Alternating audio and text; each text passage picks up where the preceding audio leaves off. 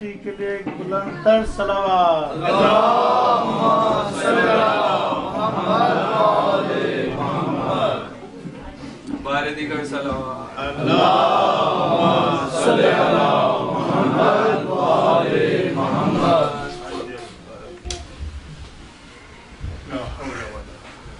اعوذ باللہ من الشیطان اللعین الرجیم بسم اللہ الرحمن الرحیم الحمد للہ رب العالمین بارئ الخلائق اجمعین باعث الانبیاء والمرسلین والصلاة والسلام على خير خلقه وأشرف بريته العبد المؤيد الرسول المسدد المصطفى الأمجد المحمود الأحمد سيدنا ومولانا أبي القاسم المصطفى صلى على محمد وعلى آله الطيبين الطاهرين المعصومين المظلومين الذين أذهب الله عنهم الرجس وطهرهم تطهيرا اللہم صلی علی محمد وآل محمد وبعد فقد قال الله سبحانه تبارك وتعالى في محكم كتابه الحكيم وهو أصدق الصادقين وقوله الحق بسم الله الرحمن الرحيم قل لا أسألكم عليه أجرا إلا المودة في القربى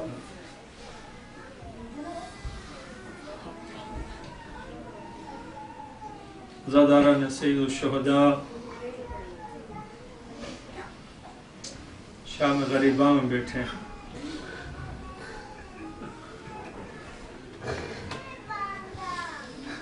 بس صرف ہمیں کربلا کا تصور کرنا ہے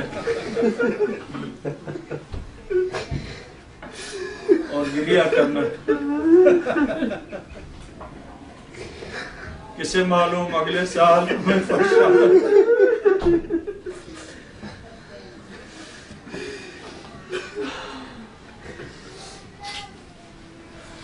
ہم بڑے خوش قسمت ہیں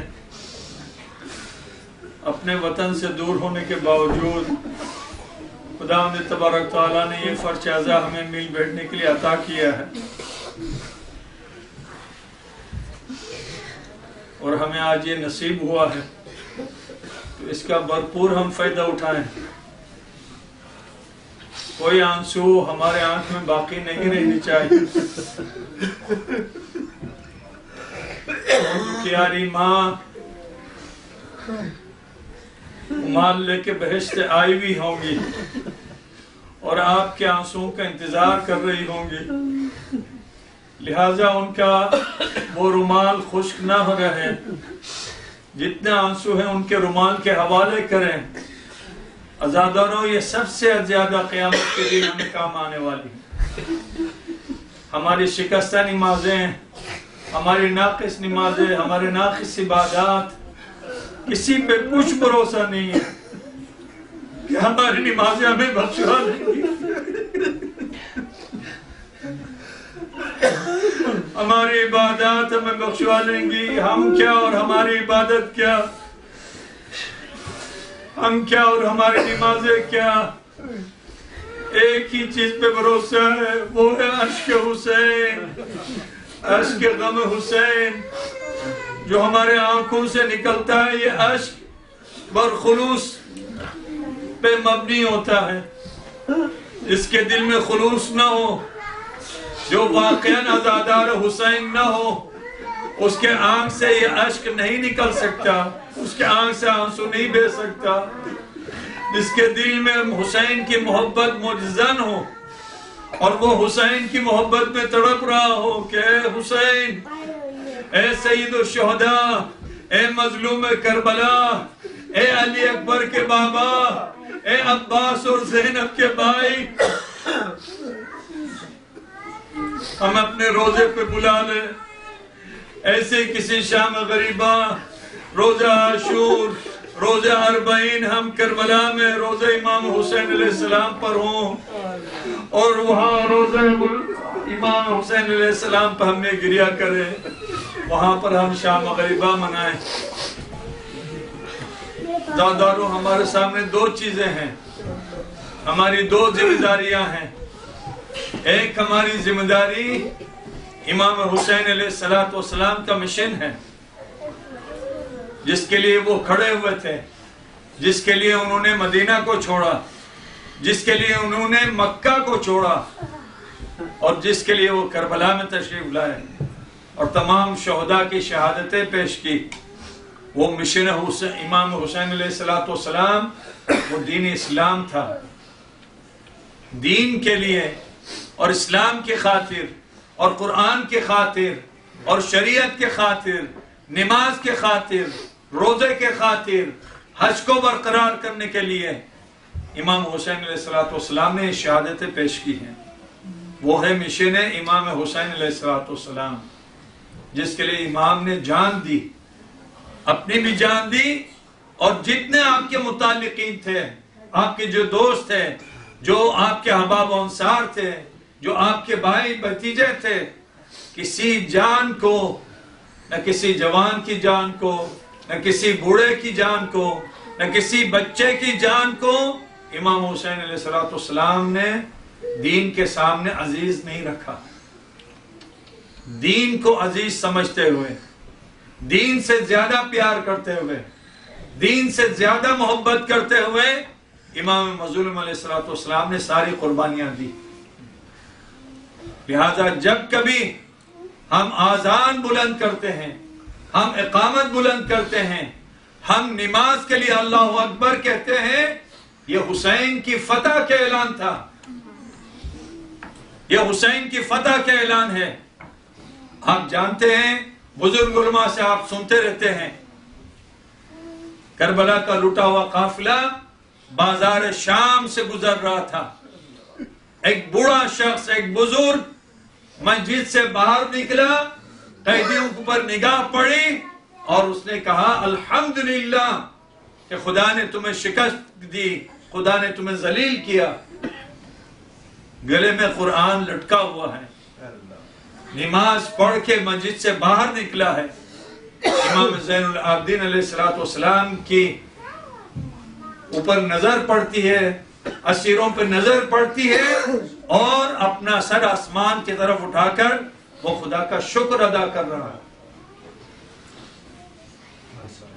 وہ سر کے جو کبھی نہیں اٹھا تھا، اس لیے کہ اس سر میں، اس گلے میں اتنا باری توق پڑا ہوا تھا کہ امام زین العابدین علیہ السلام اپنے سر کو نہیں اٹھا سکتے تھے۔ لیکن اس موقع کے اوپر میرے بیمار امام نے اپنے سر کو اٹھایا، اس بوڑھے کے چہرے کے اوپر نگاہ کیا، دیکھا کہ ایک عبادت گزار شخص ہے، ایک نمازی شخص ہے، جان چکے کہ یہ ہمیں نہیں پہچانتا۔ اپنا تعارف کرایا، جب اپنا تعارف کرایا تو اس کے بعد وہ کہتا ہے کہ مولا آپ جیتے یا یزید جیتا؟ امام علیہ السلام سے کیا فرماتے؟ تھوڑی دیر انتظار کر، جب مسجد کے میناروں سے اللہ اکبر کی آذان بلند ہو جائے تو تمہیں پتہ چل جائے گا کہ حسین جیتا یا یزید جیتا۔ یہ جب کبھی اللہ اکبر کی آذان بلند ہوتی ہے، یہ یزید کی شکست کا اور امام حسین علیہ السلام کے فتح کا اعلان۔ یہ جہاں کہیں بھی بلند ہو، وہ کینیڈا میں بلند ہو، پاکستان میں بلند ہو، افغانستان میں بلند ہو، ایران میں بلند ہو، کسی مقام کو پر آواز آذان جب بلند ہوتی ہے، یہ آواز آذان یزید کی شکست کا اعلان کرتی ہے، اور یہ آواز آذان حسین کی فتح کا اعلان کرتی ہے۔ لہذا حسینیوں جہاں کہیں پر بھی ہو، مسجد کو قائم کریں اور وہاں پر یہ آواز ہے فتح امام حسین علیہ السلام اور یہ آواز شکست یزید بلند ہونی چاہیے۔ آج فرش اعزاء کے اوپر آپ بیٹھے ہوئے ہیں، شام غریبہ منا رہے ہیں، ہمیں اور آپ کو مل کر یہ طے کرنا ہے کہ انشاءاللہ ہم سب مل کر یہاں پر خانہ خدا کو ہم قائم کریں گے، نماز جماعت کو قائم کریں گے، مسجد سے اذان کی آواز بلند ہوگی اور ہم اسے ہمیشہ بلند رکھیں گے اپنی نمازوں کے ذریعے سے، اپنی عبادتوں کے ذریعے سے۔ یہ ایک ہمارا مشن ہے، یہ ایک ہماری ذمہ داری ہے، اس ذمہ داری کو ہمیں پورا کرنا ہے۔ اور دوسری ذمہ داری غم حسین، عزاداری حسین، یہ بھی ہماری ذمہ داری ہے۔ ہمارے ماں باپ نے خدا انہیں غریق رحمت کرے جو گزر گئے ہیں، اور جو زندہ ہیں خدا تبارک تعالیٰ ان پر اپنی رحمتوں اور برکتوں کو نازل فرمائیں، انہیں صحت سلامتی کے ساتھ طول عمر عطا فرمائیں۔ ہماری ماؤں نے یا حسین کے ساتھ ہماری پرورش کی ہے، ہمارے ماؤں نے یا علی کے ساتھ ہماری پرورش کی ہے، ہمیں دودھ پلایا ہے، ہمیں فرش اعزاء پر لے گئے۔ یہ غم حسین ہمارے اندر منتقل کی ہے، جس کی وجہ سے ہم آج فرش اعزاء کو پر بیٹھنے کے قابل ہوئے ہیں۔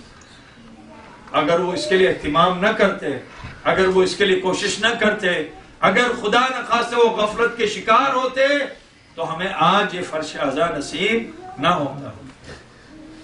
انہوں نے اپنی ذمہ داری ادا کی ہے اور یہ ذمہ داری اب ہمارے دوش پر ہے،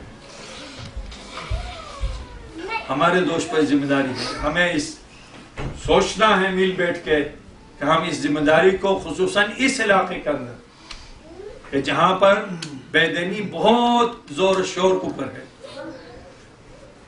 آپ اسکولوں میں دیکھیں بے دینی نظر آئے گی، بازاروں میں دیکھیں بے دینی، گھروں میں دیکھیں بے دینی۔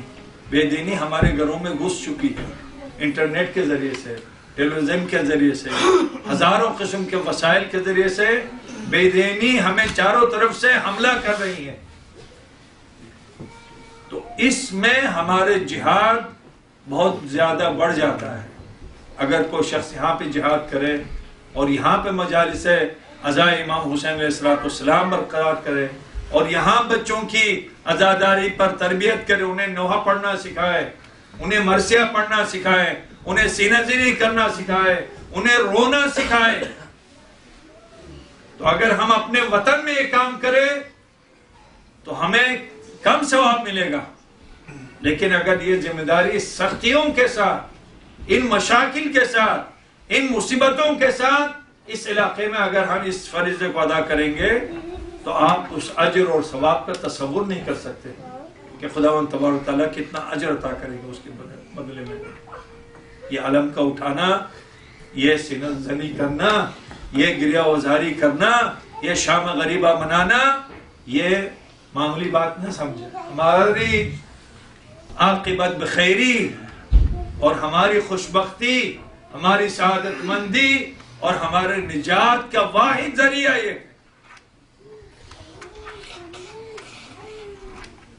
لیکن اس کے ساتھ ہمیں عبادات سے غفلت نہیں کرنا ہے۔ میں نے اس دن بھی عرض کیا تھا ایک مجلس کے اندر، اگر ہم اہل بیت کے بغیر خدا کی بارگاہ میں جائیں گے تو خدا ہمیں ٹرکا دے گا، کہے گا کہ اہل بیت کے بغیر تم آئے ہو، تمہارا آنا قبول نہیں، تمہاری کوئی نماز قبول نہیں۔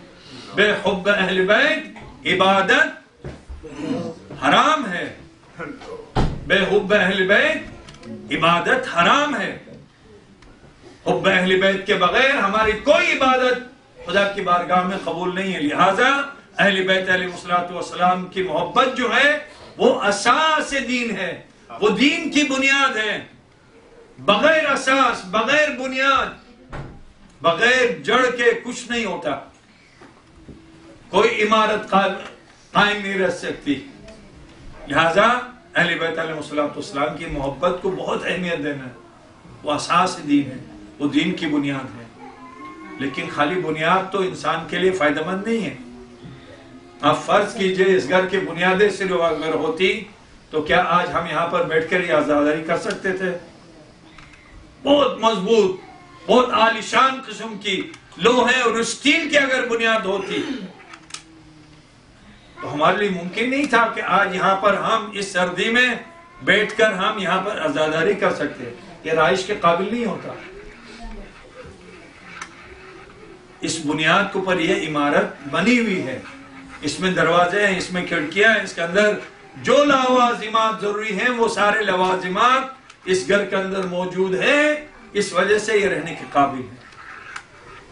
اسی طریقے سے اہل بیت علیہ السلام کی محبت اساس ہے، بنیاد ہے، جڑ ہے، لیکن یہ کافی نہیں ہے۔ اس کے اوپر دیواریں چاہیے، اس کے اوپر چھت چاہیے، اس میں کھڑکیاں چاہیے، اس میں ضرورت کی اور چیزیں چاہیے جو کہ ہمارے فروع دین ہیں۔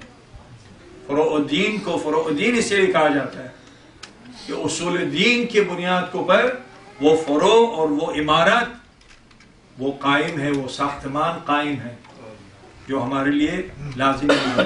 لہذا ہمیں دو چیزوں کا فکر کرنا ہے زندگی میں۔ ہمارے دو ہدف ہیں، دو مقاصد ہیں۔ ایک غم اہل بیت کو، غم امام حسین علیہ السلام، عزاداری امام حسین علیہ السلام پہ بہت زور دینا ہے اور اس میں کسی طرح کوئی کوتاہی نہیں کرنی۔ اور دوسرا عبادات کی طرف بھی ہمیں بہت توجہ دینا ہے۔ ہمیں اپنی عبادات کے لیے بھی اہتمام کرنا ہے۔ ہم کیوں اپنے آپ کو مسجد کی برکتوں سے محروم رکھیں؟ میں نے عرض کیا ایک ایک قدم کہ جو آپ مسجد کی طرف بڑھاتے ہیں صرف سنیوں نے نقل نہیں کیا ہے، صرف شیعوں نے نقل نہیں کیا ہے۔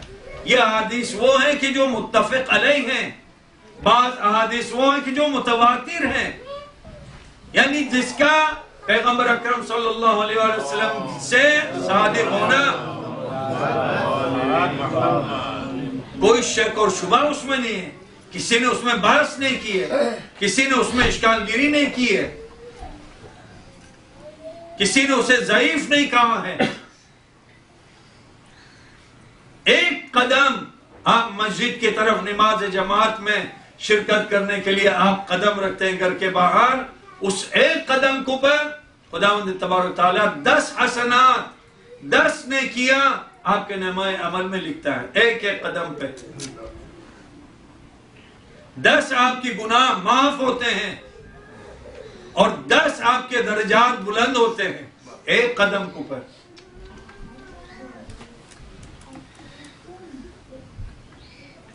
اور بعض احادیث میں پیغمبر اکرم صلی اللہ علیہ وسلم نے فرمایا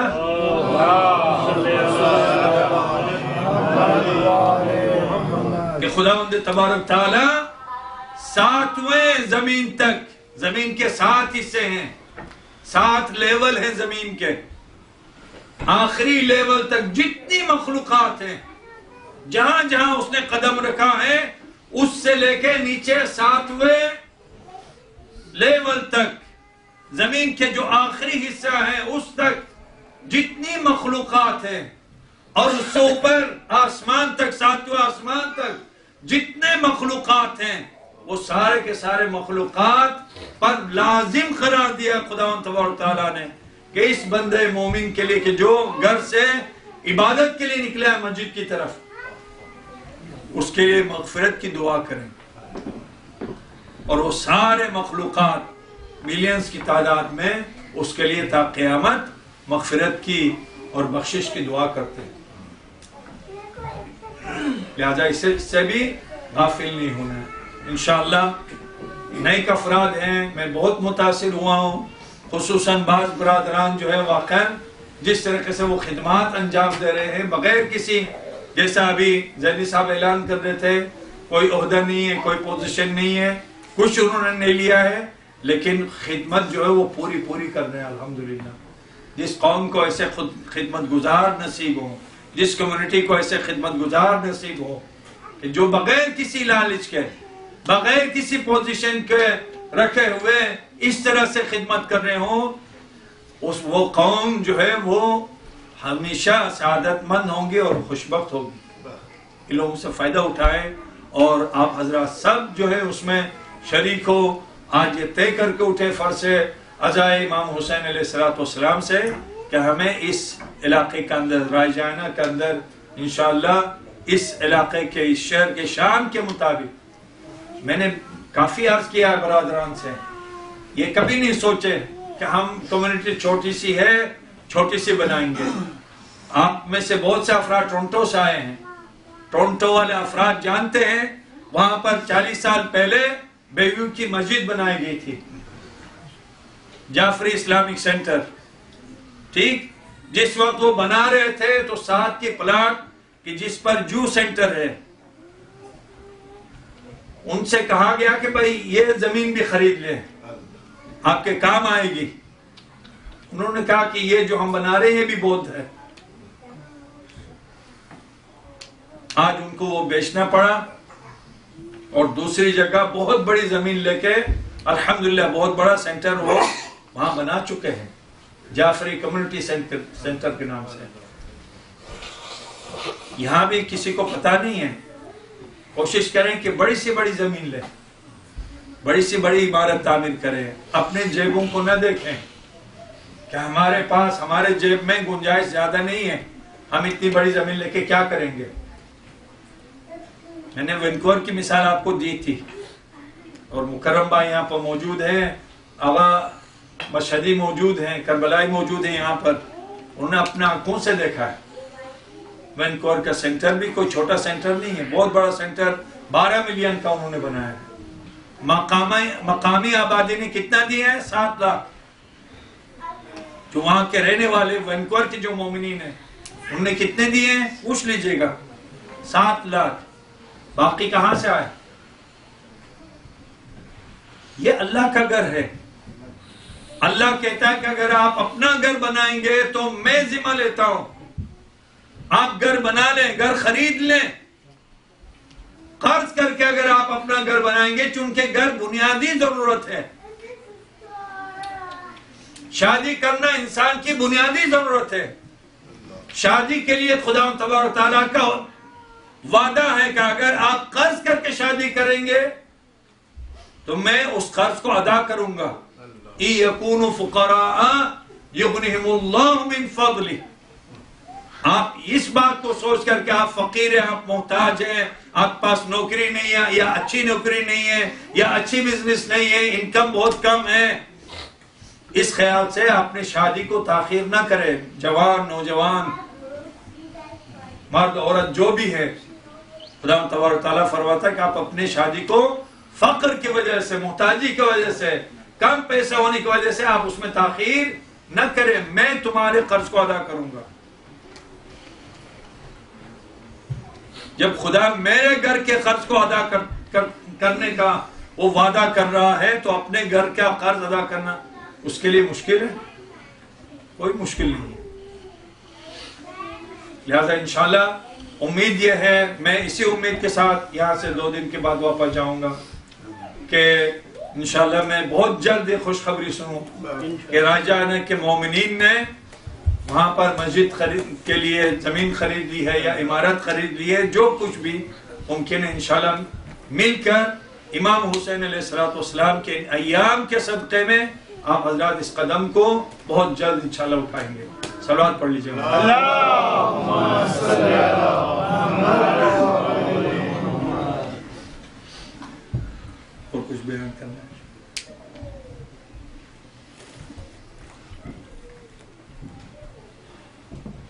جیسے میں عرض کر رہا تھا,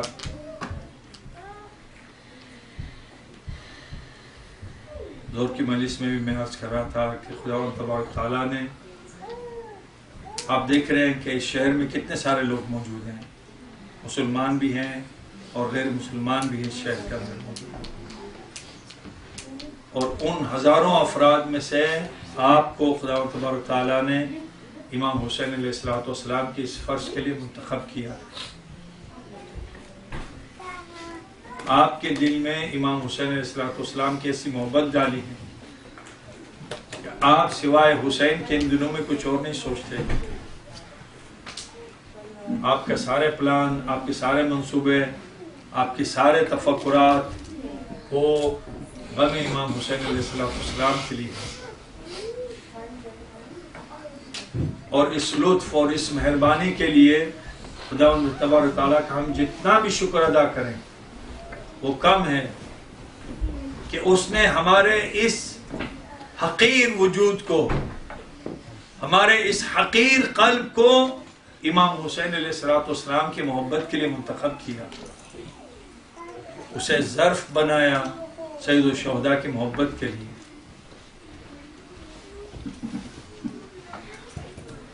لذا محبت کے تقاضے ہیں، جب آپ جس سے محبت کرتے ہیں وہ خوش ہوتا ہے تو آپ بھی خوش ہوتے ہیں، جب ان کے یہاں دکھ ہوتا ہے اور غم ہوتا ہے تو یہ ضروری نہیں کہ کوئی آپ کے لیے اس غم کو بیان کرے، وہ غم کی ساعتیں، وہ غم کے اوقات، وہ گھڑیاں، اس میں آپ خود غم کو یاد کر کے، اس دکھ کو، اس پریشانی کو، اس مصیبت کو یاد کر کے گریہ کریں، مل کر روئیں، اکیلے روئیں۔ آپ اندازہ کریں کہ امام حسین علیہ السلام جب رخصت ہو کر خیمگاہ سے نکل رہے تھے،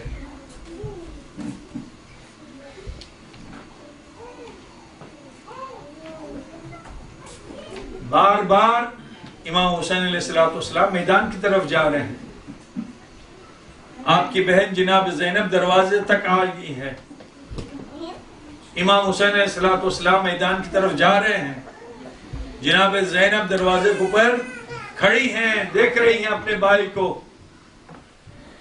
کہ دشمنوں کی طرف جا رہا ہے۔ امام حسین علیہ السلام بار بار مڑ کے دیکھ رہے ہیں کہ آپ کی بہن کھڑی ہوئی آپ کو دیکھ رہی ہیں۔ ایک ٹیلا سا آیا، اس ٹیلے کے اوپر سے جب گزرے اور گزر کر جب امام حسین علیہ السلام نے پیچھے مڑ کر دیکھا تو اب آپ کو اپنی بہن نظر نہیں آتی۔ ایک لمحہ پہلے دیکھا تھا اور ایک لمحے کے بعد آپ کو جناب زینب نظر نہیں آتی۔ امام حسین علیہ السلام گھبرا گئے، میری بہن کو کیا ہوا؟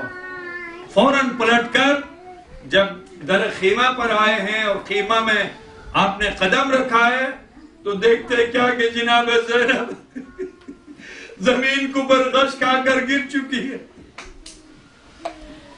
عزاداروں مجھے بتاؤ، اگر کسی کوئی بے ہوش ہو جائے، کوئی عالم غشی میں چلا جائے تو اسے ہوش میں لانے کا کیا طریقہ ہے؟ کس طرح سے اسے ہوش میں لایا جاتا ہے؟ ظاہر ہے کہ پانی کے چھنٹے دیے جاتے ہیں اور پانی کے چھنٹے دے کر اسے ہوش میں لایا جاتا ہے، لیکن بتاؤ حسین مظلوم کہاں سے وہ پانی لے کر آئے کہ جو جناب زینب کے چہرے کو پر چھڑا کر انہیں ہوش ملا ہے؟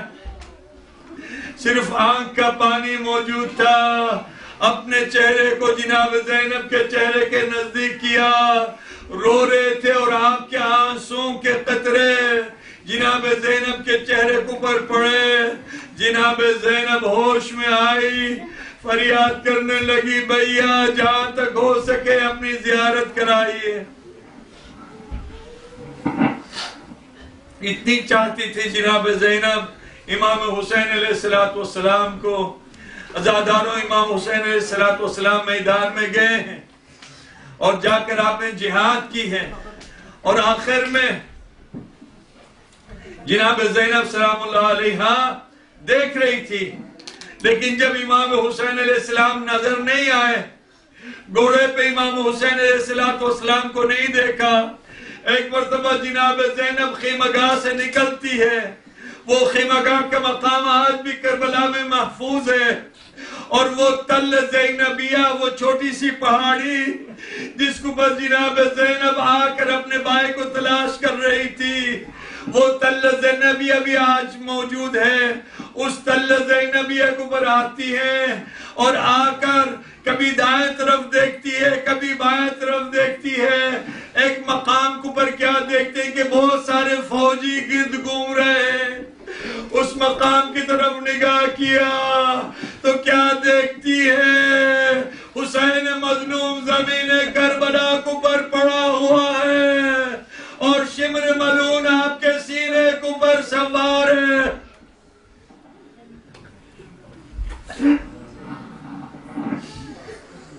شمر ملعون آپ کے سینے کے اوپر سوار ہے اور چاہتا ہے کہ آپ کے سر کو بدن سے جدا کرے. کیا کرے؟ مجبور زینب، بیچاری زینب کچھ نہ کر سکی.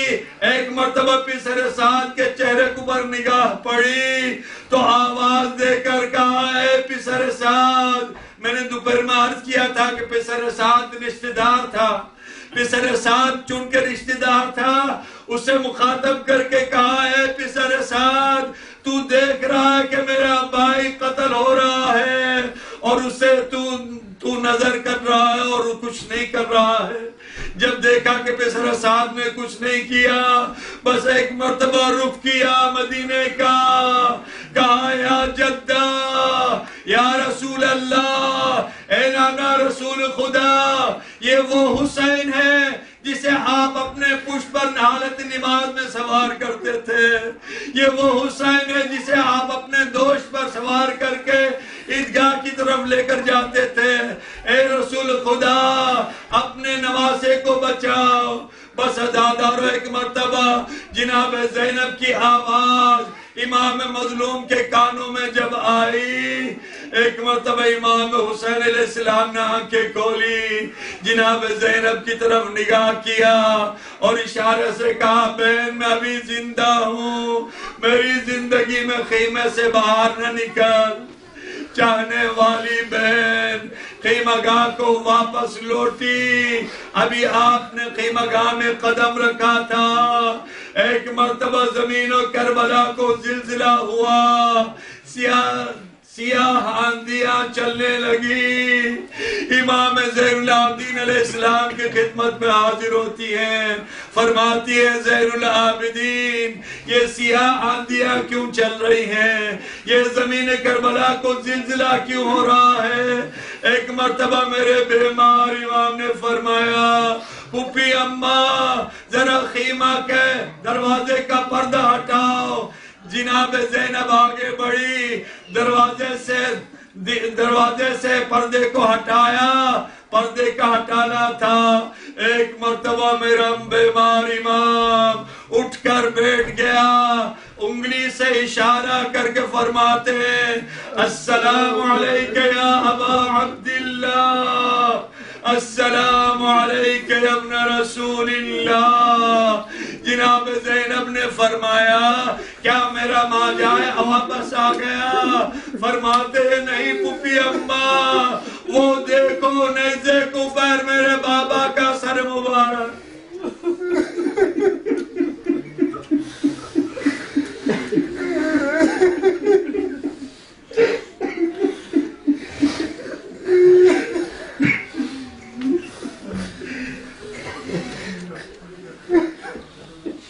عزادارو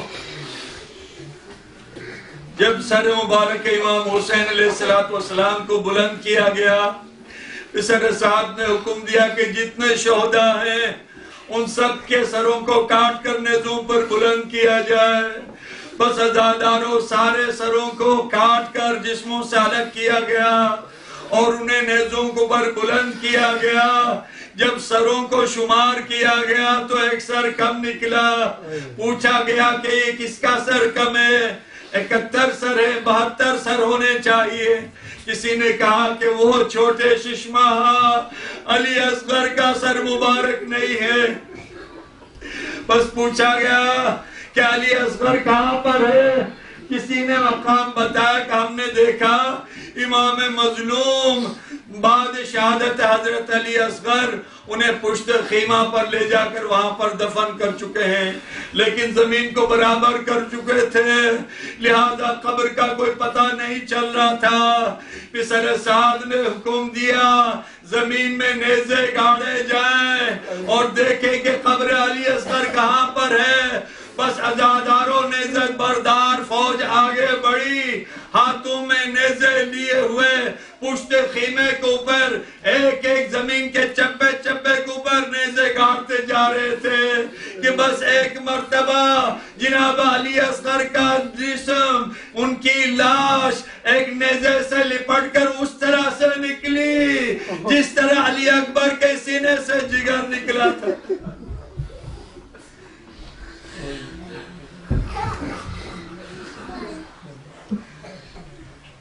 جب اس سے فارغ ہوئے تو پسر سعد نے حکم دیا کہ عرب کا دستور ہے کہ جس کو ہم ذلیل کرنا چاہتے ہیں ان کے جسم پر ہم گھوڑے دوڑاتے ہیں، لہذا تمام شہداء کے لاشوں کو میدان کربلا میں ایک مقام کو پر جمع کیے جائیں، گھوڑوں کی نال بندی کی جائے اور اس کے بعد ان جسموں کو پر گھوڑوں کو دوڑایا جائے۔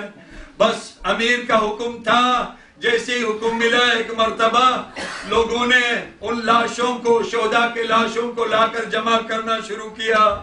عزاداروں ایک مرتبہ حضرت حر کے جو قبیلہ تھا وہ آگے بڑھا، کہنے لگا امیر ہم نے تمہارے حکم سے اپنے سردار کو ہم نے قتل کیا، لیکن اس کی یہ بے عزتی برداشت نہیں کر سکتے کہ اس کے جسم پر گھوڑوں کو دوڑایا جائے۔ پسر سعد نے کہا اور کیا قوم، اور کو اپنے لاشے کو اٹھانے کی اجازت ہے۔ ان کا لاش اٹھا لیا گیا، بس ایک ایک قبیلہ آگے بڑھتا تھا، ایک ایک کی لاش کو اٹھا لیا گیا۔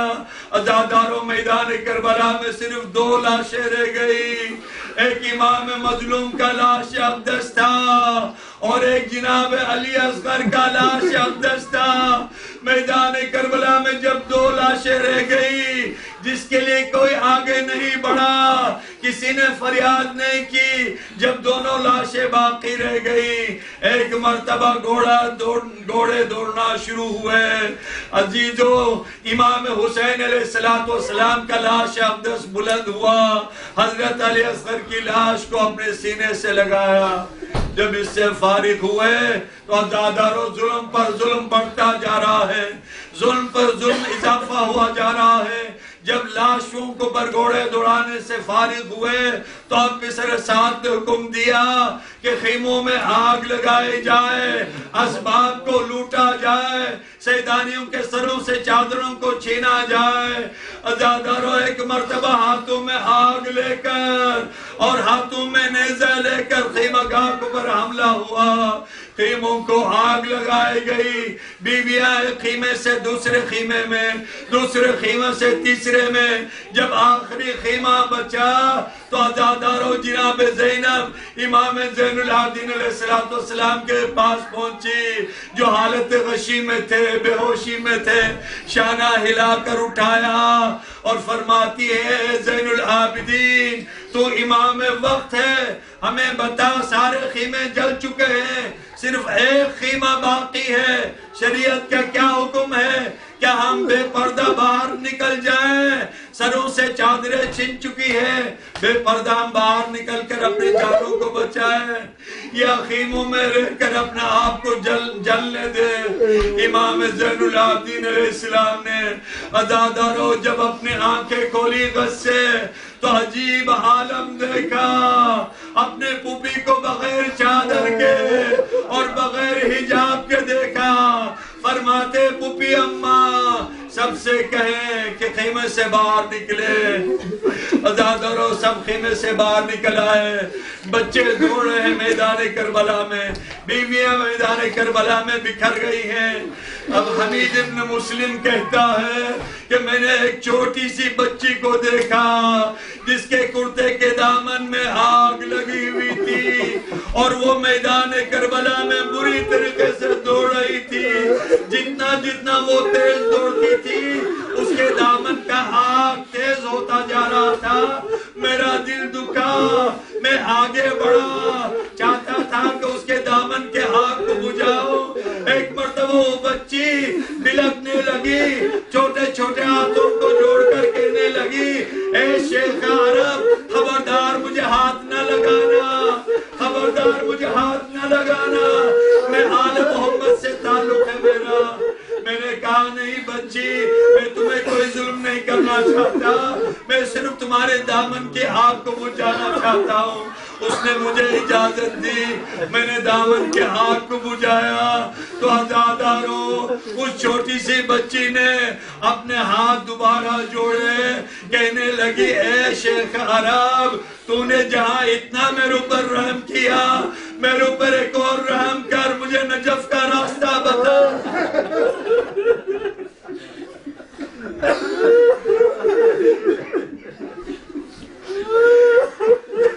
حدیث مسلم کہتا ہے کہ میں حیران ہوا، اتنی چھوٹی بچی نجف کا راستہ پوچھ رہی ہے۔ میں نے اس بچی سے پوچھا ہے بچی نجف میں جا کر کیا کرو گی؟ تو فرماتی ہے کہ نجف میں میرے دادا جان ہیں، مشکل کشائے کل ہے، میں ان کی بارگاہ میں جاؤں گی، اپنے دادا سے فریاد کروں گی، اے دادا جان آپ کا ہرا بھرا گھر اجاڑ دیا گیا، آپ کے سارے بچوں کو قتل کر دیا گیا۔ فاطمہ حسین یا حسین